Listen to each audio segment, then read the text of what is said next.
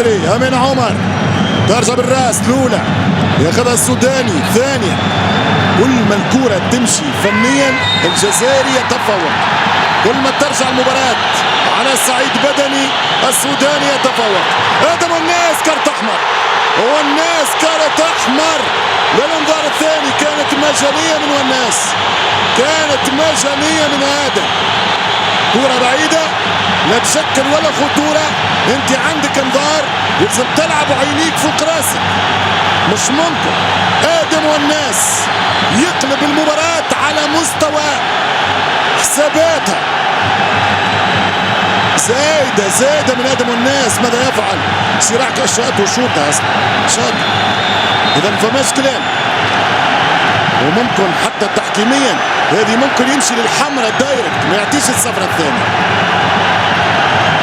شاطوا والناس شاط اللاعب السوداني. نرفزة كانت مجانية من آدم والناس، ويخلي منتخب بوكرة في وضعية صعبة، 11 ضد 10.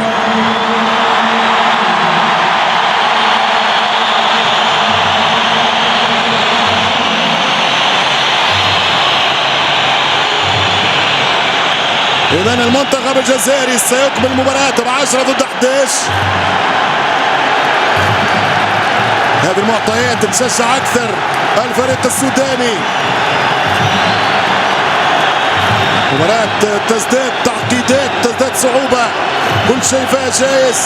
ياسين يعاين ويراقب. الإبراهيمي أحد أفضل لاعبي جيله، أكيد باش يلقى لوم كبير آدم والناس لأنه كانت مجانية.